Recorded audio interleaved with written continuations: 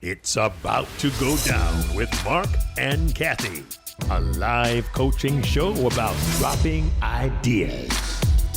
Marc and Cathey coach and have conversations with brilliant idea creators who are reimagining the world through the expression of their words, thoughts, and action. Hey, what's up, everybody? Welcome to It's About to Go Down. I'm Marc Williams. I'm Cathey Armillas. Oh my goodness, we have Chris Smith on. Okay, check this out. Woo, look at that. Chris is just a dude from the res living his best res life. Okay, Marc, I met Chris. You're not even gonna believe this. The middle of 2020, not the middle, like the day that the world closed down was like March 16th or 17th, 2020. And Chris is working in this beautiful, he's like running this beautiful hotel in the Columbia River Gorge. And John and I walk in and we see the biggest smiling, most awesome face in the world. And it belongs to Chris. And from the minute he started talking, I was like, this dude is amazing. Like he is so into the world. He understands what makes people tick. He knows how to engage with people. He's just a light in the world and a breath of fresh air, as we've come to know now, because we know Chris very well now. Chris Smith has this awesome idea. This is so him. And if you can't already tell, he's all about fuckery and flair. It's his book that we think that he should write. And Chris, welcome to our show, and tell us about this idea of fuckery and flair and where it came from. Well, Marc and Cathey, thanks for having me on the show. Fuckery and flair. I've been in the hotel world for about 28 years. And fuckery and flair came about 3 hotels ago, when I infused a team of younger individuals from school. I felt it was unseen labor resource or labor pool that the adults weren't pursuing, and for good reason, because the stigma that I always got was you had to hold their hands, and you do with young people. They're brand new to the workforce. They actually have skills, but it's up to you to draw that out and refine them. And the biggest thing that I taught the kids was, in the service world, everything comes in ebbs and flows, just like the stock market. And if you look at your hotel annually, you're going to see occupancy come in an ebb and flow. And the idea of fuckery and flair was there is downtime, which is your time as long as all of my needs are met in the business. That's fuckery time. And then there's down to business time. And so I literally taught from the fuckery and flair concept. That's how I taught the younger ones was there's a time to be silly, there's a time not to be silly. That's awesome. Amazing. Yeah. I almost wish I had that back in my classroom days when I could teach my students that there was a time. There was downtime and it was down to business time, aka fuckery and flair. I love that. Chris, how did those young people respond to that? Because that's I'm when you throw something out like that, most people think young people are not ready. So how did they respond to that? They responded organically. So their downtime or their fuckery time literally became the time where they had their AirPods in, which in the service world is kind of a gray area. But as long as they're on break and they have all their stuff done, that's their business. That's their time. So that actually became, and I think the funniest thing, the grandest thing that I got to see out of it was some of them would actually pass their time on the property, believe it or not, grounding themselves in nature, and it actually became more productive. So like say, take landscaping at a resort, right? And so to them, fuckery time was actually social time with another department, and they understood what was at stake. So they instinctively started helping with those other outlets. Oh, okay. The TED coach in me, Chris, is like I'm bubbling because, you know, this idea, and I love Mark, you immediately took it to like a kid friendly word. There can be downtime and then the down to business time. Or if you're talking to adults, you can be like, it's the fuckery time. And obviously, Chris is so full of flair. But the TED coach in me and the storytelling coach in me, like, is like, you know what I love about this idea is I love thinking about all the ebbs and flows in our own life and the balances that people need to keep between everything, personal, to business, family to outside of family, like things that you talk about publicly, things that you don't talk about, but like all these balances, right? And if you were giving this idea to somebody else to be like, hey, the fuckery and flair, this is what would you want to say about this fuckery and flair? Like, what could somebody do? I already have my own thoughts and ideas, but I would love to hear that, Chris.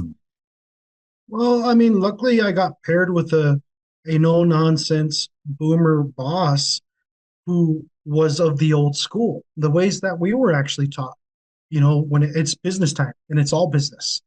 So when I was paired with that as a boss and he saw the concept, he was not so receptive. He was a little cautious. He was very highly worried. But when he started seeing the results out of it, Mm. and it, I'm sure I have no doubt that it took a leap of faith to make room for that, to try it. And the productivity though, and the results and the culture, that was like the biggest element that we got out of that was you had this unique mesh of young and old in the workplace, and it was just organic. It wasn't forced. Mm. And that's what happens most of the time when you're in a workplace is it's forced. Mm. Yeah. Mm. Oh, Cathey, I know you asked that question. I'm very intrigued by the fact that you said that your boss mm. was worried.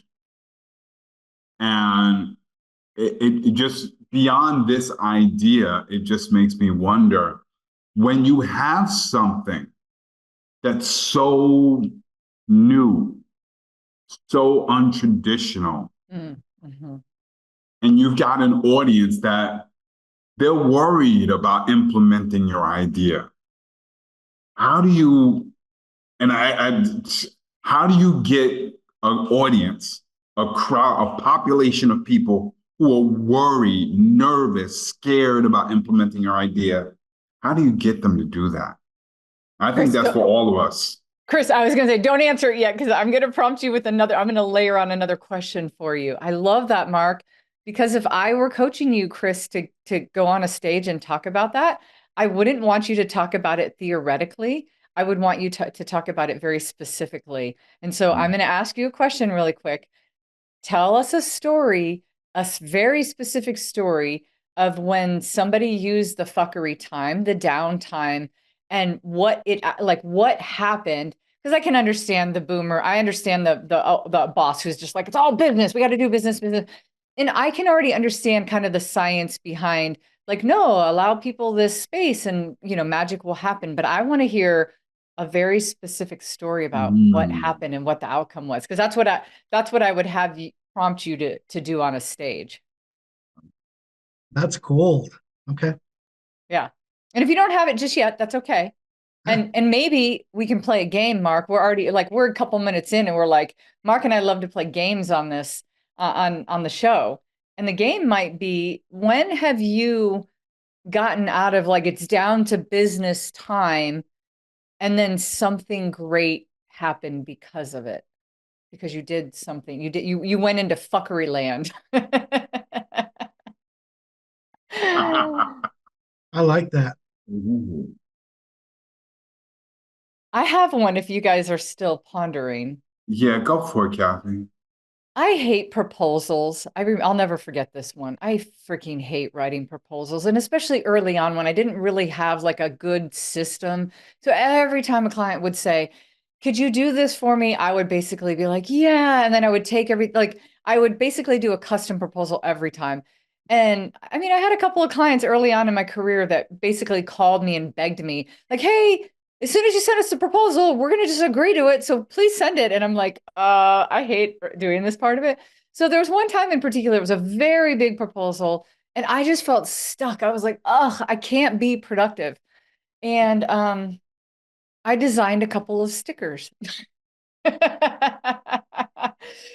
And all of these stickers are now like my really famous stickers. And one of them you all know about. Like I don't have one sitting right in front of me, but one of them was my Give Love to Get Love, which has become it became part of my book, my Unbreakable Rules of Marketing book. It's one of the chapters. Everybody loves the sticker. So tons of people always ask me for the sticker. But it was more than just a sticker. It was that my brain had the capacity to just go, okay, I'm not going to do all this weird technical stuff that my brain hates. I'm going to get in creative mode, which is my fuckery and flair. I love, being able to use the creative side. Not only did I make a sticker, but it allowed me that freedom to go, oh, that's a good concept. Like I could use that concept in my marketing business. I could use, and so I did. It became one of the chapters in the book, and it's still one of the things that's become synonymous with me. People always take that and go, oh, you said give love to get love. Anyway, so that's mine. And it was completely by accident, Chris, like I think how you're describing. So I actually have mine. So I was working for a destination resort that had announced that it was closing, and it was on a tribal reservation. And at the time that it got announced, we were still in recruiting, trying to find workers. And there's no adult in, their conscious mind who's going to sign up for a season at a place that's going to close. And we were in a pickle. Like I was in a really big pickle because I ran the front desk and housekeeping. And so I'm trying to figure out like how do you motivate people? Where do you go? And so we had the realization, I had the realization of like, dude, let's go to the high school. Let's try the high school. And so we tried the high school, and I knew all I'm after is I'm always just after one. I just need one, because what happens when you get one, it grows. That one tells another one, that one tells another one, it just grows. And so I knew sitting at this table with pizza, and I learned some lessons the hard way because I'm recruiting with pizza, a laptop, and coffee. And the kids don't even drink coffee. They drink Rebels. They drink these little energy drink things. So I learned the first day, like, that's a no-no. You like that, don't do that. So we recruited for about 2 weeks at the high school and got an infusion of students. I got my one who told another one, who told another one. And my team became lopsided on the adults and high on the teenage side. And that's actually where, you have to, a lot of that concept of you holding their hand is very real. But my hand holding became, I'm going to make room for you to have your silly time, but I need and require just as much of the down to business time.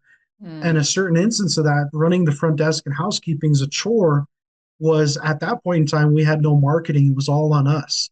And so we're talking about Facebook, Instagram, TikTok wasn't alive at that point. And so we actually would I think I was the only one that was holding like regular meetings, and I was doing it the tribal way. When the tribal way is you want to get people together, bring food. And so a lot of these were tribal students who were actually in the business. And it came to a point where my laundry list of getting items done was so big that it became very easy to be like, hey, and it was a natural bond. Since there was a bond there, they could see a need for Facebook marketing, Instagram marketing. And that actually became one of my pet peeves of like, this is gold. I'm going to run with this. I'm going to let these young ones take on this Facebook and take on this Instagram. And it just became it became theirs. And the cool part is they actually kept us hip. The trends that were all occurring at that point that us old people don't understand, they tapped into that. And from an audience standpoint, the more we did it, because we were in the early days of live on Instagram, the early days of stories. And when these young ones started tapping into that and we started going live, the humanity is what the audience saw. I can think of a Facebook Live for this company that we did. It's still out there in the digital world somewhere. That was the most embarrassing, unscripted moment, but it got so much momentum And all we were marketing was Indian tacos, which is fry bread and the taco style. And everything went wrong in that live, but we just rolled through with the concept of fuckery and flair. Like, we're here, let's get it done. But the impact of humanity and the feedback that you get from customers checking in, we saw that live, we saw this live, you see what you're doing on live, it was gold. Mm, I mm. love that. Yeah. I love it. So I want to thank the both of you for sharing your stories, because it gave me a chance to think about something. But before I say my story, I really appreciate, Cathey, how you built upon my question and got us into story mode. Mm. And I appreciated your example, which then went to Chris's example, because it helped me to see that this potentially could go beyond just fuckery and flair, because it's when fuckery becomes flair. Oh my gosh. Trying to drop bombs over here, Mark? Wow. No, that's so good. That's so Wow. good. So I'll tell you my story. It was shortly after 9/11. I'm working in the school building. I still remember being in the building on that day, and and the feelings that were going on, and it took a while here in New York for really people to get comfortable again. And there was a lot of patriotism right around that time, like on a different level that I had seen before. And we at the school decided that when we were going to do the morning announcements, we would do the Pledge of Allegiance, right? Like that, we had just done the announcements, but we hadn't always put the Pledge of Allegiance in it. And so I was asked to do the morning announcements. I had never done this before. This is a very serious moment to do the pledge, to make announcements about tryouts for this or auditions for that or stuff like that. But I just knew that I didn't want to end it on such a serious note. Mm. I wanted to have some fun. Mm. And so all of a sudden, out of my head, I go, and those have been our announcements for today. Have a safe, pleasant, and positive day. Mm. And then all of a sudden, that was the way that I kept ending the daily announcements. And I didn't realize that it was resonating with the entire school community. Hey, Mr. Williams, have a safe, pleasant, and positive day. Hey, Mr. Williams, have a safe. And it took a life of its own. Oh. Because I went from this moment of just trying to be serious, and then I got into that fuckery mode, and then fuckery became flair. Yes. Yes. That is gold. Wow. That's so good, Mark. You know what I love about that too is like the direct impact that it had on kids, and especially during a time where it's a hard time, and to give people something to make that connection to, and to like hang on to and go, oh, that's a positive thing. And so I could see them in the hallway, like kind of making fun of you a little bit, right? Like not like making fun of you, but like in a cool way. That makes you a cool teacher, a cool administrator, not the Yes, that's gold. That's that's gold. So when I say goodbye to people and they're covering shifts or I'm leaving for the day, I don't say goodbye. I say play nice and behave. uh, And that has carried on hotel to hotel. And what's funny is now a lot of the kids that I still actually, a lot of them I followed some of their careers into college, their careers into right now. They actually, you're right, Cathey. I could totally see the students telling Mark that yeah. in a fun Yeah. way, an Yeah. antagonistic fun way. Because that's actually what I get with the play nice and behave. I like the pointing too. Yeah. I like the body gestures with it. You know what I enjoy about this too is, I think this came to me when you said earlier, Chris, that they understand, and here I go again, Cathey, the downtime to the down to business time. That's a PG But version. yeah, but I also love how, Chris, you said that they were even starting to be very productive even in that fuckery time, right? And so anybody who doubted or was worried, oh, we're going to bring these kids in, they're going to start acting a fool and stuff like that. It was like, no, the fact that you allowed them this time to fuck around, it taught them how to take things seriously. And so the fuckery became the flair.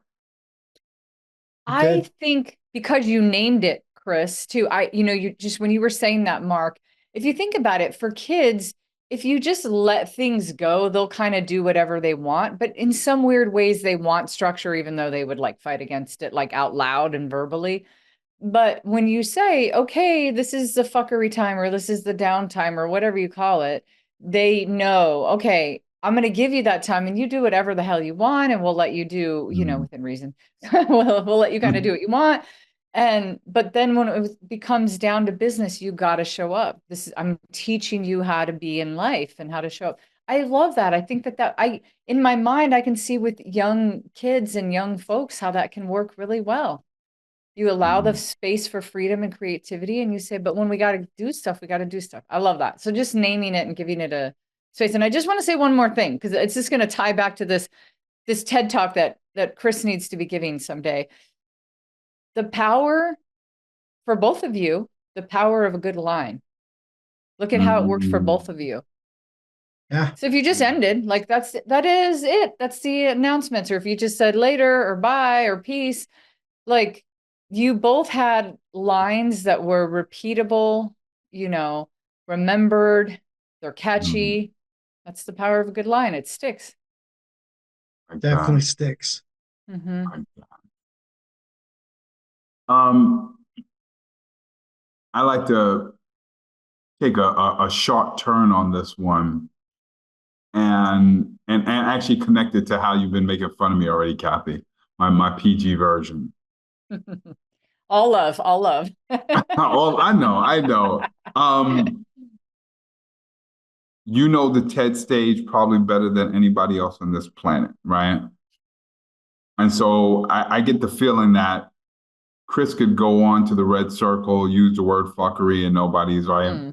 I also know a lot of educators who show TED Talks in class. And I know, Chris, you are so in tune with speaking to youth groups. I wonder for the adult organizers who say, well, you're going to come in here and talk about what? Mark, oh my God, my creative brain just popped something. I'm just going to throw it out there because it just popped. What if you called it Pluckery and Flair? For that version. You're right, Mark, because Chris, if you were doing it, it would pose a lot of problems for maybe not for a book, because you could just put the stars on there. But when you're actually speaking it, you can get away with one F word. But if the name of it is fuckery and flair, like teachers aren't going to show it. TED might not, they won't put that as the title. No way. They'll maybe let you say one cuss word, but then they're probably going to have to put like caution, put all this stuff and then make it so that that kids can't see it or whatever. And that might pose a problem. And I do agree, Mark, in the space, and you both work with kids. Doesn't make any sense. We got to come up with a name that is a kid friendly version. And so I just came up with Pluckery and Flair because it's just a stupid, silly word. And it's maybe that you're plucking out of the down to business time and you're plucking yourself out to go have fun time or whatever. I don't know. Just a thought.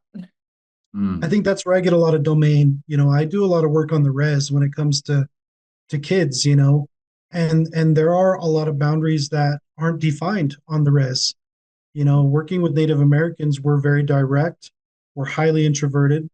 We tend to not come out of our shell, and that's where I've learned, the brutal authenticity or the brutally raw authenticity and having opening up that, that space with no cap, is a gift on the res. And in res life, we talk a lot about privilege and underprivileged, and that's where we're privileged, is we can use words like that in public spaces.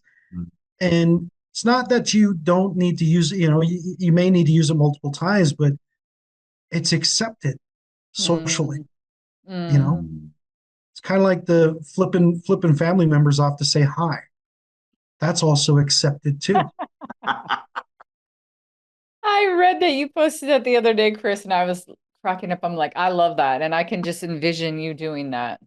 I Oh, I wow. I love that. I love that actually being part of the story too, Chris, that if you were doing a TED Talk and you decided, like, this is up to you. This is not like you don't have to conform to the world in any way that you don't want to. I love and respect that about you. But if you were giving a TED Talk and you wanted to kind of make it friendly for everybody else, I think one of the opening stories would be like, hey, in the res world, we would say it, you're getting you could make so much fun out of this is the PG version. So just maybe imagine what the other word might be like, and it would be funny, right? I like that. That's And it would be looting. very funny. People would laugh, Yep. and then you could make like, and then you could use that. And every time you said the word pluckery, they would know that you're like in their head would say fuckery. Yep. The word rhymes with pluckery. So first of all, I love this because it allows you, Chris, to be authentic Yep. Yep. and to be true to really the origin of the entire idea. And Yep. I agree. I don't think it's about conforming. I love that idea, Cathey, because you can stick with it, right? Yeah. It's funny. I remember, I think it was my junior year in high school, and we did the play Hair. Now, I don't know if you guys know the play Hair. Cathey, you know the play Hair? I Oh, vaguely remember it. Yeah. it's basically about the hippie movement and the anti-war movement. Mm. Um, and there were a lot of veteran teachers. And by veteran, I don't mean they were teaching for a long time. I mean, they were veterans, right? Yeah. Not happy that we were doing this play. As a student, I was kind of shocked because there's, and we did not do this scene, let me just say this, but there's actually in the original play, there's a nude scene. Mm. So we did not do that. And there were a lot of songs with F-bombs and everything. But yeah, we did the whole plucking thing or mother trucking thing. Everybody knew what we meant. We knew Yeah. what we meant. But in the context, it still worked. So I think there's a fuckery and flair for most of your audiences. And I think for the audiences that, maybe one F-bomb or maybe they're too young. Because here's the thing, as much as the phrase stands out, to me, this is also one of these things where the message behind it is always the most important part. Totally. And somehow actually changing the name makes it way more memorable It does. in a crazy way, right? That's It so does. bizarre, but right, Chris? Yeah. It's like if you went up there and did a whole thing, your first thing is, well, I have this concept. It's rhymes with pluckery. Like people will remember that more than anything. And again, their brain can't help it. They know what the hell that is. I don't No, care that's how old they perfect. are. You're making people curious and you're drawing them to you. That's gold. Mm. Mhm. Yeah, I love this. I love where it's going. And Mark, I love that you made this great concept about you get from the fuckery to the flair, because then what you're teaching, like level two, and Chris, you always talk about this. So maybe the next thing you can talk about too is like why you wear the hat and what the next piece of the flair is. And but Mark, when you said kind of that gets you to the flair, it made me think he's teaching people or offering this beautiful thing to people to say, go be whoever you want to be in this time. Be yourself. Have the right to express yourself. So I love that it kind of merged, that time merges into who they are. And so, Chris, tell us about the hat. That's real. Being native, you're very actually. I think I can paint it through a bit of a testimonial for that'll help Mark too. I got to be in school on res, and I got to be in school off res. And one of the things, you educators are notorious for asking is, what do you want to be when you grow up? When I You was asked educators, that, you. when I was asked that on the res in kindergarten, we're so wrapped up in our generational traumas that many of us, not all of us, but many of us, are highly introverted. And it's weird when you ask that powerful question. That's a powerful question. On the res, the dynamic is every kid is still got their head down. They might look around at other kids. They're waiting to see who goes first. It's not a safe space to them. It's up to the edge. Yeah, it's deep. But when I went to school off res at second grade and got asked that same question, it was a culture shock to me that hands were darting in the air, students in the back were blurting, I want to be a fireman. That is literally the difference in the worlds, and it's a very big thing. And that's where, being very obnoxiously flary, with your authenticity, that's important to me because what it does is it creates in the native realm, it helps them understand like, dude, I can just be who I need to be or who I want to be. And it's okay. Yeah. And in the res world, you inherit a lot of nieces and nephews that aren't even related by blood. It's just a community. It's community ways. And that's my feel good. When I get to help a student bring out who they want to be, man, nothing fills your cup like that, man. I can agree with that. Chris, I wrote down obnoxiously flary. I love the new vocabulary you are dropping. Yep. Because I think that that's also a part of making an idea memorable. It's like you just gave us a new language, right? It'd almost be like in 2035, you know how they add a new word to the dictionary? It'll be fuckery. New term to the dictionary, obviously, obnoxiously flary. Yep. Yeah, I love that. So Chris, here, I'm going to take you a step further now. Okay, pretend you're giving a TED Talk, and this is the part that you're teaching. You're saying, so we get down to the flair part, right? And you're teaching somebody, but you just attended a live TED event, right? You went to TEDx Portland and you saw people standing on the stage giving all kinds of ideas. But at the end of the day, it's kind of a weird position because you have to give your idea to an entire world.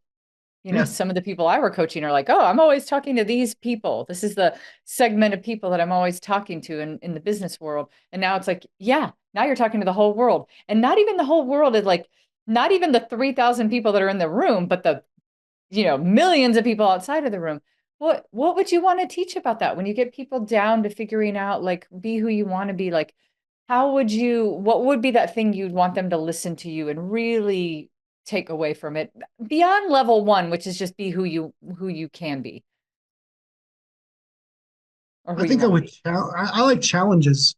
So, yes. I mean, the biggest element with being native is you're walking in two worlds, and it's not like a hop into one world and a hop into other. Like you're walking simultaneously in two different worlds. And what I think I would do, you asked a really great question, and where my mind goes, a challenge, because here's the reality. America is great with generalizing. We love to generalize. Black people, white people, we generalize. So I like common ground. We all love common ground. The reality of it is everyone has culture, but if natives are walking in two worlds simultaneously and we're learning how to do it, and many of us are teaching how to do it, what are some of the struggles and the successes that you've had as a Polish person and an American person. Cathey, as an Italian and an American, what are some of the struggles you've had to walk through and how did you overcome them? And how are you paying that forward to the next generation? Mm. Look at Mark's in Yeah, I deep know. thought. Yeah, we're like over here cracking up. We're like, Mark looks like his head's gonna explode. Yeah. Well, here's why. Because I see that and I see something else. She got me thinking about how do I navigate these two worlds? And what it made me think of is sometimes we live in this society where we're being asked to code switch. And that was the word that I wrote down, right? And it's almost like even with fuckery and flair, right? It's almost like the immediate thought is it's about code switching, right? You go from the downtime to the down to business time. Mm. But I don't know if we're really talking about code switching, especially if one becomes the other, right? They're simultaneously going on, right? So it's not about I go from Italian to being American. I go from Black to being white. I go from being teacher to dad, right? It's not the code switch, but we keep talking in society about code switching. So I like this because this is dispelling the myth that code switching needs to happen. Simultaneously, we are in fuckery and in flair. And in walking in two different worlds, whatever those two different, and I love, Chris, that you brought up the many different worlds. It can be any two, it can be any three. You usually bring in three. It could be four, right? You can have whatever it is. Yeah, full four. I walk in four. I walk in the native world, the Mexican world, the islander world, and then the white world. Yep. So there's four, right? But the analogy still stands that no matter what you're straddling is. And I love that, Mark. I love that what you pulled from it was we're taught or told maybe that we code switch, but it's almost like you're bringing your fuckery self and that becomes your flair, right? Because that's what you said. It becomes it.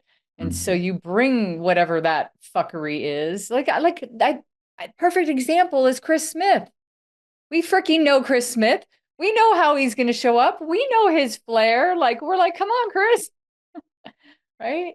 So he's gold every single time. You're gold. I know that's your word. That's your word. Gold every single time. Exactly. And I love when you know somebody that much that you know what their flair is. That's gold. Yep. Chris, it's almost like for you to be in this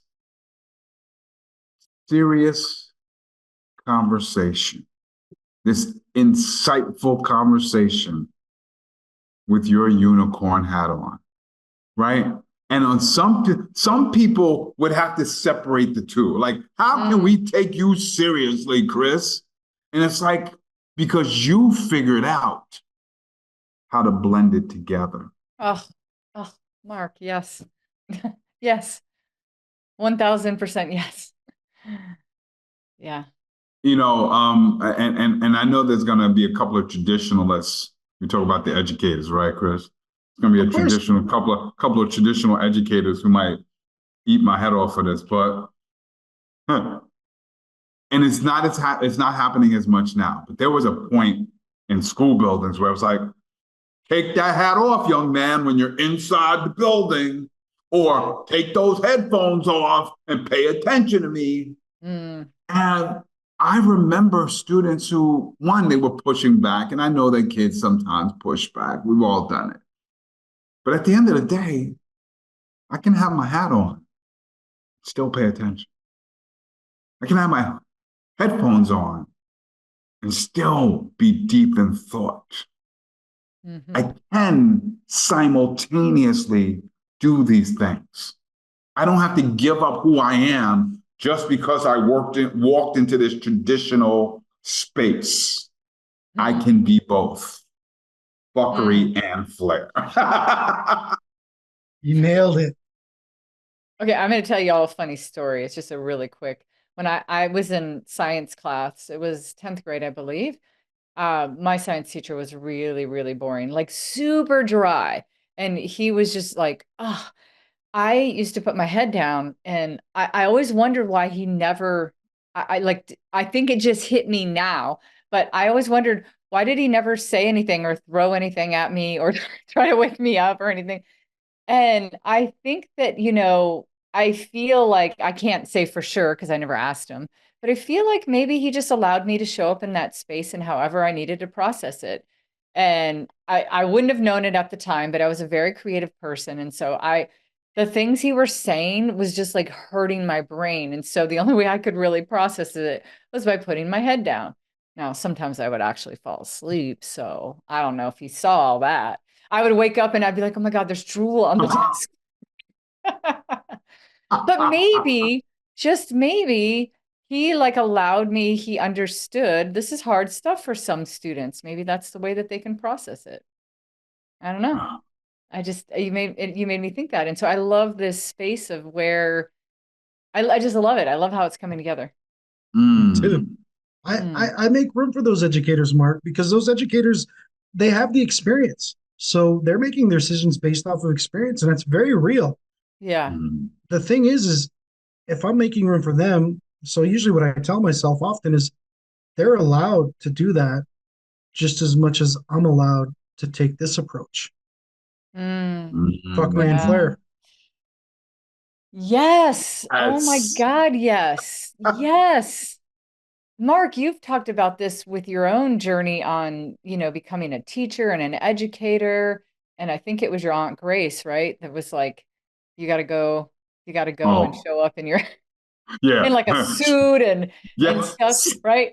There were things that in her mind, and like it just hit me that what Chris is saying is like probably during her experience and what she had was like that's how you got, That was it. like nobody's going to take you seriously if you show up in a hoodie Right. and great kicks on or something, right? If you didn't show up with your Right. Sunday's best, people weren't going to take you serious. So I love that, Chris. I love that you don't immediately shut somebody else's down because it might have worked before and be like, oh, that's, and just dismiss it like that's old school or whatever. But it's like, okay, you've earned yours, but let me do mine too. Oh, Mm. love So, that. and earlier you're talking about the code switching. It also reminds me of kind of some things that I wouldn't say all natives feel, but multi-ethnic natives in particular. There's familial pressure that happens organically, like, oh, that's their native side, or that's their Mexican side, or that's their, Mm. and at the end of the day, I know how I felt. I felt like it was almost like a decision being placed at my feet. Like, okay, I got to decide whether I'm native or I got to decide whether I'm Mexican, got to Mm, decide whether I'm Islander. And it took some really, really big things understanding about assimilation and the white world where I had my realization of like, this ain't no choice. I'm actually all of them, mm. Mm. and that's kind of reminds me of what you're talking about, the code switching. It almost feels like there's two opposing sides. And I really don't think that there is actually. I think there's how do you use it to benefit both sides? You know, that's where my mind goes. I operate a lot from neutrality because I'm multi-ethnic. Um, I've been hearing this word leverage a lot in recent conversations, and I'll apply it here for a moment because what you made me think of is like I think the reason why people have or would have an issue with this, like that boss who was so worried because he didn't understand that it's absolutely possible to leverage one side to make the other side better. So all of those assumptions that he was making about how young people shouldn't be here, he probably didn't realize that they can actually leverage their fuckery. They can leverage their And ultimately their youthful flair, nature, right? Yeah. right? Because it ignites their flair. So you Yeah. gotta let them Oh, leverage it. oh, this is gold, Mark. I'm just going to say it for Chris. It's true though. Chris, I'm going to throw something at you too that I feel like I already know how you're going to answer it, but I feel like it's something I should bring up because a lot of people might relate to this. I have a friend who grew up, um, he has, he was adopted. So he grew up in a Portuguese home with his family, speaks Portuguese, but yet he's Filipino. Like that's his birth genetically, his born ethnicity, if you will, I guess, right? And he struggled for the longest time of like, but I'm 100% in this culture here. I'm in this Portuguese culture. Would people in the Portuguese culture say, but you're not actually Portuguese? Like, and he didn't until he was like majorly an adult, like well into his adult years, did he ever just say, I am both. I'm everything that I want to be too. Like I don't know. Anyway, it just I put it out there because I bet there's a lot of situations and a lot of scenarios where people might be in a situation that other people could say, but that's not actually, you don't belong here. And it's not true. Like, so.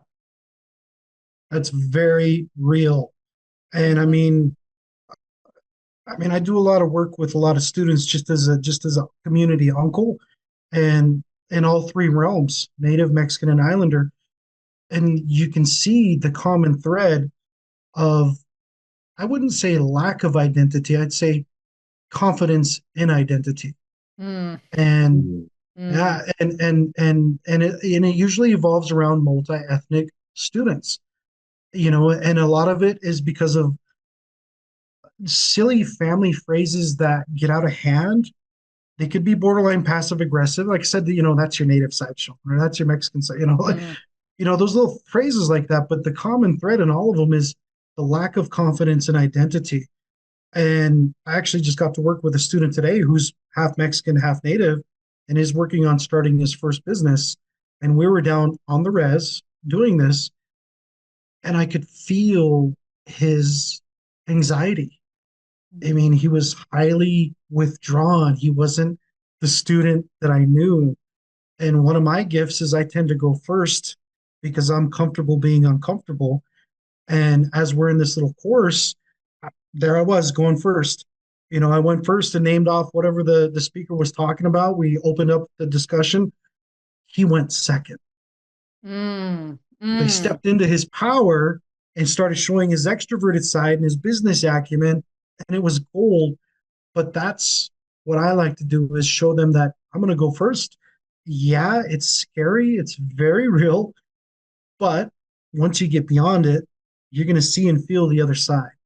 And he's actually going through that on his cultural side too, because when we're driving back, he starts talking about his vision of his business now and is expanding. So he wanted to pursue just one business that was focused on the niche market of natives. And as we're driving back, now he's got the other. He's like, well, I could totally see how I could do this on the Mexican side. He's finding his Mm. identity through all of this. It's beautiful to watch, man. That's cool.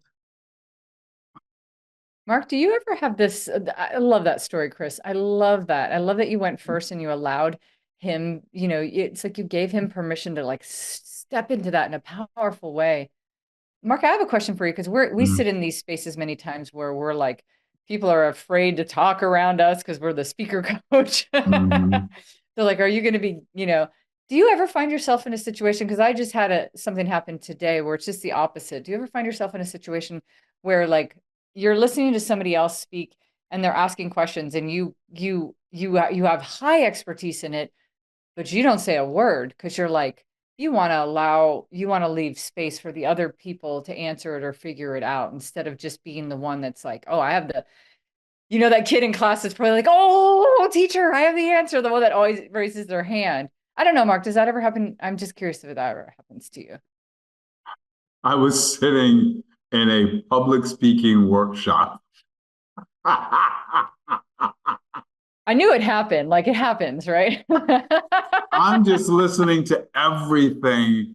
And I was sitting there with a friend, and she was almost like nudging me. And yes, there were things that I wanted to say or wanted to raise my hand, but I did not want to be that one who was always raising and always raising. And not that I was looking for like, correct, that's not wrong. You should be. Yeah. But I just didn't want to be that one who was like, what are you trying to take over here? This is my spot. Yeah. So yeah, I've been in that situation. What made you ask that? Well, because I love that Chris did something that made me think. He used his space and his confidence to open the door to allow somebody. And I think sometimes people can squash it.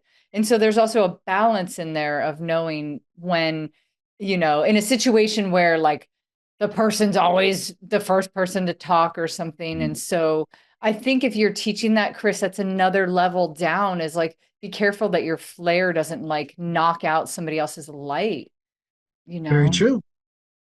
So Very I don't know. true. It was just a thought that I thought. No, it's a very valuable lesson and it's very real. So when you go first, what I tend to do is purposefully look a fool on purpose, self-depreciation, and you're right, the flair can easily override anyone else or cause them to recoil.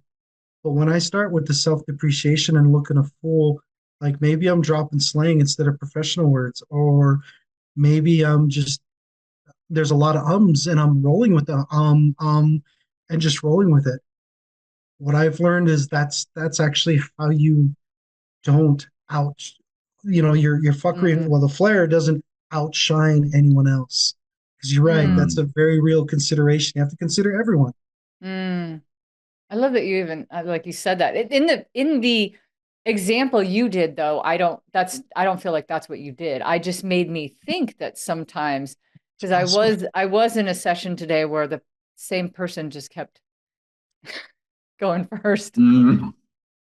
And I was just sitting back going, I could definitely be going first, but I'm just gonna keep my mouth shut. And I hope that other people will chime in. And so it just made me think about the balance of your flair and to not outshine other people, when that's necessary as well. Like when that's a necessary thing to do. I don't know, that's one of the things I love about geeking out about an idea or a concept, is like level 1, level 2, level 3, level 4, level 5. Also, how wide can we get this idea? How can we take this idea and make it go so wide that it feels like it fits for everybody? And so thinking about different scenarios like that are helpful. That's gold. You gave me a lot of food for thought. Well, since you said that,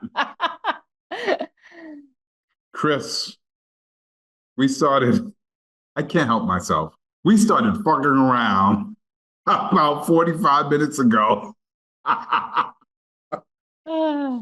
And curious, what has flared up in your mind? I know I'm so cheesy. You're going with all the puns, aren't you? I can't help it. You're so punny.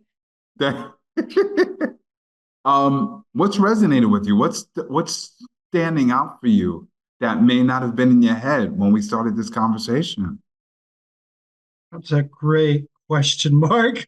When you went down code switching, because a lot of my work evolves around primarily Native American, Mexican, and Islander students. And where my mind went with the code switching is how do you take that same element of mentoring as an uncle and apply that to the white world? Like how do I attract and appeal to white students into my circle, and what benefits can you help with? How do you help them too? That's where my mind goes. It's a big world, and I come from these three, and I've been helping in all three of them. How do I help that fourth world? How do I create an impact in that fourth world? Keep fucking around. That's how you do it. Fuck around and find out. I like that. That's big on the rest. Yeah. Chris, you are so awesome for so many reasons and in so many ways. And because of so much that you do for others.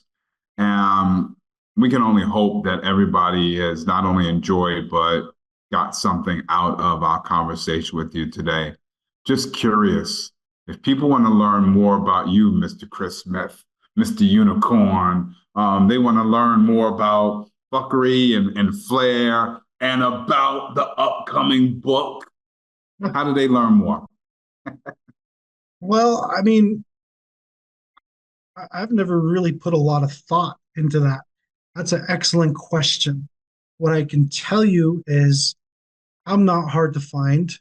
All of my social media outlets are public, and they're public for a reason.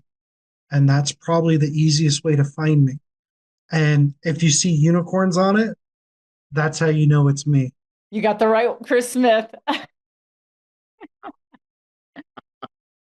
I love it. Well, I hope that everybody who's watching will look for the unicorn.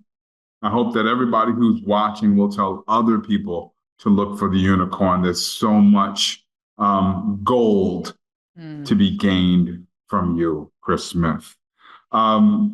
To everybody who's watching, in addition to hoping that you've enjoyed this idea conversation, if you or someone you know would like to have an idea conversation with Cathey and I, get in touch with us. Hit us up at our website. It's About to Go Down Show, or you can reach out to us on our social media platforms as well. It's About to Go Down, Mark with a C, Cathey with an E. You can't miss us. We may not have the unicorn, but we got a special spelling of our names, and we have a special time here on the one and only It's About to Go Down.